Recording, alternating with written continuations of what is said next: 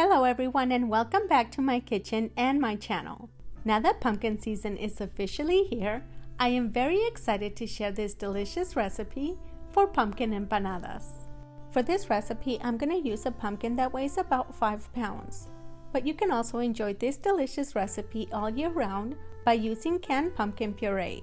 Just add your favorite fall seasonings and a sweetener of your choice and adjust it to your taste. Before you begin to cut the pumpkin, make sure to wash the outer part of the pumpkin. Then cut it in half to remove the seeds and the membranes. And then cut it into smaller 4 to 5 inch pieces. You can discard of the pumpkin seeds or reserve them to prepare other recipes. Once all the pieces are prepped and cleaned, using a fork, make a few incisions on top of each piece. This is going to help to penetrate the spices and the sweetness from the piloncillo as it cooks. To cook the pumpkin, use a large clay pot like this one, or a large stock pot that can accommodate all of the pumpkin pieces.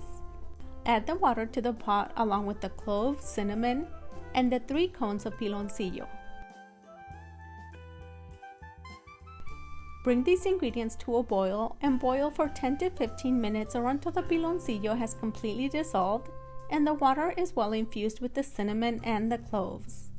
Then arrange the pumpkin into the pot. Cover and boil for 15 minutes over medium heat. After 15 minutes of cooking time, remove the lid and move the pumpkin around to ensure that it cooks evenly, and boil for an additional 15 minutes without the lid. When making pumpkin empanadas, I like to leave the pumpkin soaking in the cinnamon water until they completely cool down. Once they completely cool down, using a spoon, I scoop off the flesh from the skin and refrigerate it overnight. On the day of preparing the empanadas, boil the pumpkin over medium heat with frequent movement until it's completely broken down like this. At this point, you can also taste it and add additional sweetener or spices if needed. Now we're just going to leave it uncovered so it can cool down while we prepare the dough for the empanadas. Before we begin to prepare the dough, we're going to activate 1 tablespoon of active dry yeast with 1 1/4 cups of warm milk. Mix it in until it's completely incorporated with the milk. Then borrow 3 to 4 tablespoons of the 4 cups of flour and 1 tablespoon of sugar. Mix well until it's well combined and free of lumps.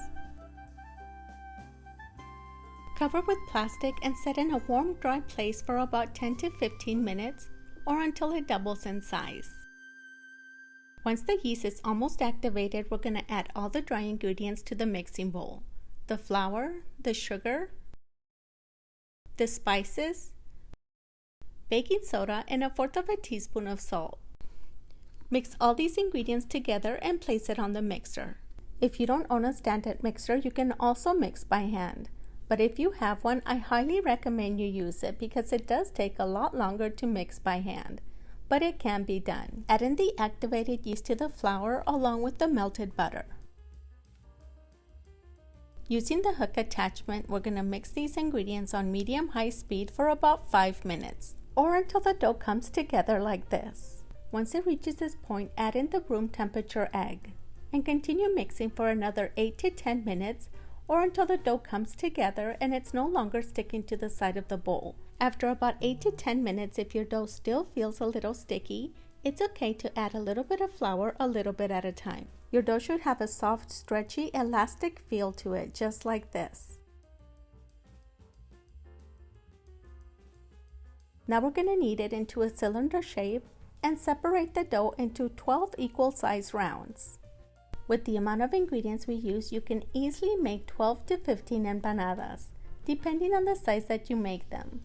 When shaping your dough, you can also use a kitchen scale to weigh the dough, or you can eyeball them and shape them by hand, which is usually the way that I prepare it. To keep the dough from drying up during the resting period, rub a little bit of vegetable oil to your hand before shaping each one.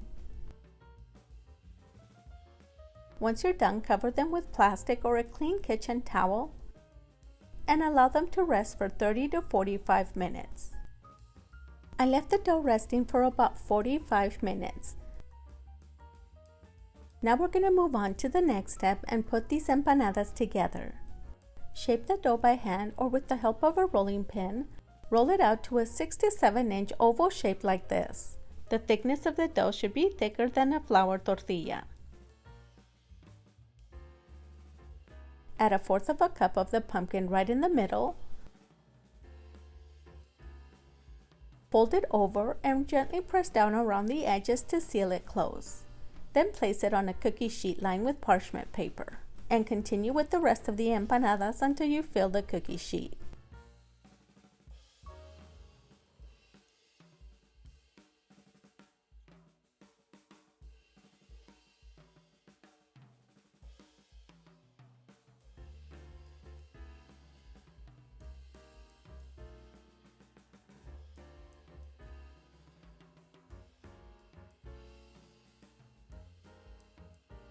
Once you fill your cookie sheets, cover them with plastic or a clean kitchen towel and allow them to rest for 45 minutes to 1 hour. Once your empanadas are done resting and before taking them to the oven, prepare a glaze by mixing 1 tablespoon of sugar and 3 tablespoons of whole milk. Mix these ingredients until the sugar is completely dissolved, and using a basting brush, brush each one of the empanadas.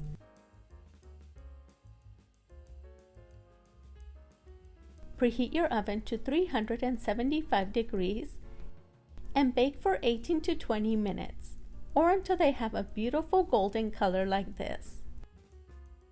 Once you remove them from the oven, allow them to cool down for at least 10 minutes before enjoying your delicious creation. My grandson has been waiting patiently for these empanadas, so he's going to be the first one to try them.